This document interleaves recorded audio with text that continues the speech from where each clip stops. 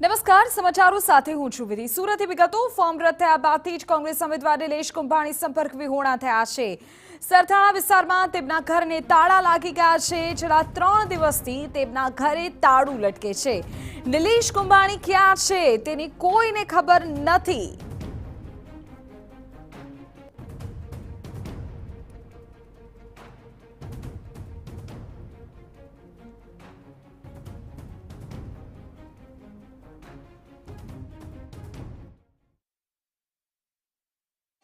તે ગાયબ છે ત્યારે નિલેશ કુંભાણીના જે ઘરે છે કોંગ્રેસના જે કાર્યકર્તાઓ દ્વારા છે તે વિરોધ દર્શાવવા માટે જે પહોંચ્યા છે। જનતા જે ગદ્દાર છે, જનતાનો ગદ્દાર છે, લોકશાહીનો હત્યારો છે, તે રીતના બેનરો લઈ અને આ મહિલાઓ જે છે તે પહોંચી છે તેમના ઘરે જવા માટેના જે પ્રયત્ન કરી રહી છે। ત્યારે જોઈ શકાય છે પોલીસ જે છે તે અહીંયા પહોંચી છે અને વિરોધ છે તે જે યથાવત જોવા મળી રહ્યો છે।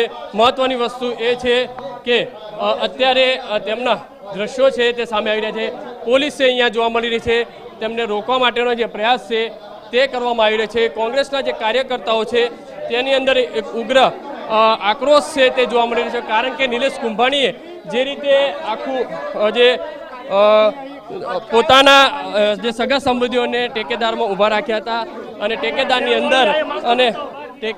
અંદર જે રદ કર્યું છે ને તેના કારણે જે ફોર્મ ભર્યું છે, જે આ બેનરો છે પોલીસ સાથે અને કાર્યકર્તાઓ સાથે જે રકઝક છે તે જોવા મળી રહી છે। જોઈ શકાય છે પોલીસ આ તાનાશાહી દાદાગીરી નથી તો શું છે? આની સામે જ અમે લડવા નીકળ્યા છે। આ જે લડવા નીકળ્યા છે એ આની સામે અમે લડવા નીકળ્યા છે। આ પૂછો, પોલીસને પૂછો। દ્રશ્યો જોઈ શકાય છે કે આ જે બેનરો છે તે ફાડવામાં આવી રહ્યા છે।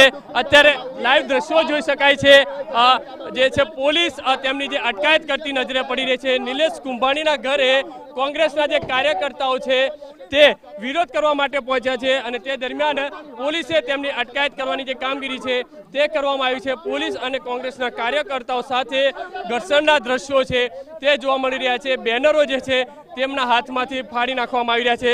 જોઈ શકાય દ્રશ્યોની અંદર કે નિલેશ કુંભાણીના ઘરે જે છે વિરોધ કરવા માટે પહોંચેલા કાર્યકર્તાઓની અટકાયત કરવામાં આવી રહી છે। નિલેશ કુંભાણી છેલ્લા 3-4 દિવસથી જે પરિવાર સાથે જે ગાયબ હોવાની જે વાત ચાલી રહી છે, કોંગ્રેસના પણ જે સંપર્કમાં છે। ત્રાસવાદી, આતંકવાદી, દારૂ વેચવા વાળા નથી, અમે લોકશાહી બચાવવા માટે નીકળ્યા છે।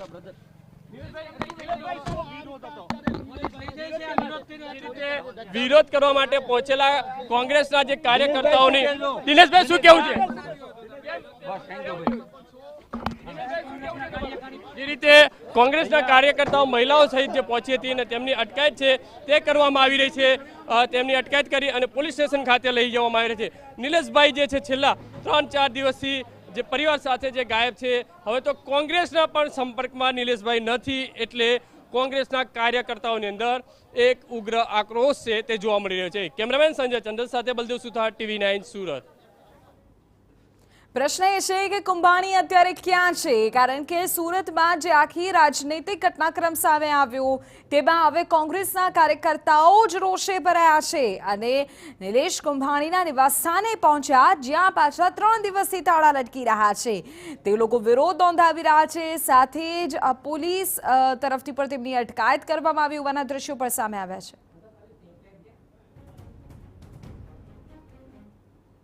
જરૂર પડી તમારા જ ઉમેદવારને ઘરે?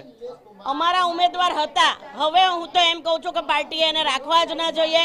ક્યારેય પાર્ટીએ, કોઈ પણ પાર્ટીએ એને ટિકિટ ના આપવી જોઈએ, એને ઉમેદવાર ન બનાવવા જોઈએ। કોની સાથે ક્યારે ગદ્દારી કરે, લોકશાહીની હત્યા કરે, એ કંઈ નક્કી ન કહેવાય। આ માણસ ખરેખર ગદ્દાર છે, હત્યારો છે એવું સાબિત થાય। જોઈ શકાય છે કે નિલેશ કુંભાણીનું જે ઘર છે, જે નામ લખ્યું છે નિલેશ કુંભાણી, તેના ઘરની બહાર જનતાના ગદ્દાર, લોકશાહીનો હત્યારો નામનું જે બેનર લગાવવામાં આવ્યું છે અને વિરોધ છે તે મહિલાઓ દ્વારા કરવામાં આવી રહ્યો છે। કેમેરામેન સંજય ચંડલ સાથે બલદેવ સુથાર, TV9 સુરત। તો કોંગ્રેસના કાર્યકર્તાઓ ત્યાં સુધી કહી રહ્યા છે કે હવે કોંગ્રેસ પાર્ટીએ પણ નિલેશ કુંભાણીને પોતાની પાર્ટીમાં સ્થાન ન આપવું જોઈએ ત્યાં સુધી કે અને કોઈ પણ રાજકીય પાર્ટીઓ નિલેશ કુંભાણીને પોતાની પાર્ટીમાં સ્થાન ન આપે એ પ્રકારની સ્પષ્ટ વાત કરી રહ્યા છે. ગદ્દારથી લઈને અલગ અલગ પ્રકારના બેનર, લોકશાહીનો હત્યારો, આ પ્રકારના જે બેનર છે તે લગાવી દેવાયા છે. તેમના ઘરની બહાર આ જે લગાવાયા છે તે આપ જુઓ, બેનર લગાવવામાં આવ્યા છે. ઉલ્લેખનીય છે કે નિલેશ કુંભાણી સરથાણા વિસ્તારમાં રહે છે. સુરતના સરથાણા વિસ્તારમાં કોંગ્રેસના કાર્યકર્તાઓ પહોંચ્યા. મહિલાઓ તેમના ઘર સુધી પહોંચી જ્યાં તાળા લટકી રહ્યા છે. કેટલાક કોંગ્રેસના કાર્યકર્તાઓની અટકાયત પણ થઈ. ઉલ્લેખનીય છે કે નિલેશ કુંભાણીના જે ઉમેદવારી ફોર્મ હતું તે રદ થયું. શરૂઆતમાં જ શંકાની સોય તેમના પર ગઈ, પરંતુ ત્યારબાદ હવે આખો મામલો ખુલીને સામે આવવા લાગ્યો છે.